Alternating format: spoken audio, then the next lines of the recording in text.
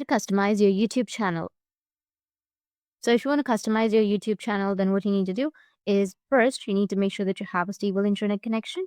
After that, you need to open up your browser and then go with youtube.com. Once you're on your YouTube, you need to go with the profile, which will be in the top right. Once you click on your profile, you will have YouTube Studio. Click on the YouTube Studio, and it will take you to this kind of interface.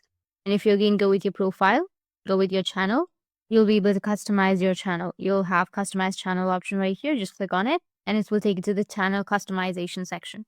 The first thing we're going to do is upload a banner. So remember that this is going to be the image that appears across the top of your YouTube channel. And all you have to do is to upload your banner is to go ahead and click on the upload button, which will be here on the right side. Once you click on it, you need to go and select a picture that you would like to add to your banner and then go with open, which will be on the bottom.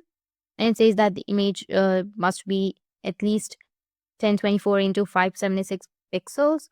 So let's just go and retry with another picture. Once done, you can just simply go with done, which will be on the bottom, and your banner will be created. Once you've done with the banner, next we have a profile picture.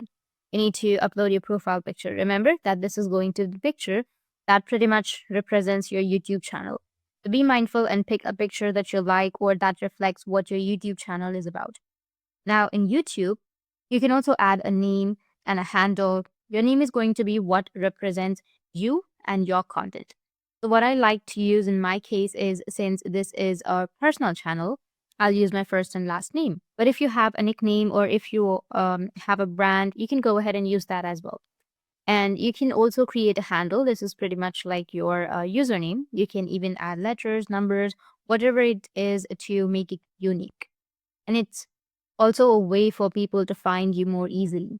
If you scroll down a bit more here, then you'll be able to add your channel description, which will be here.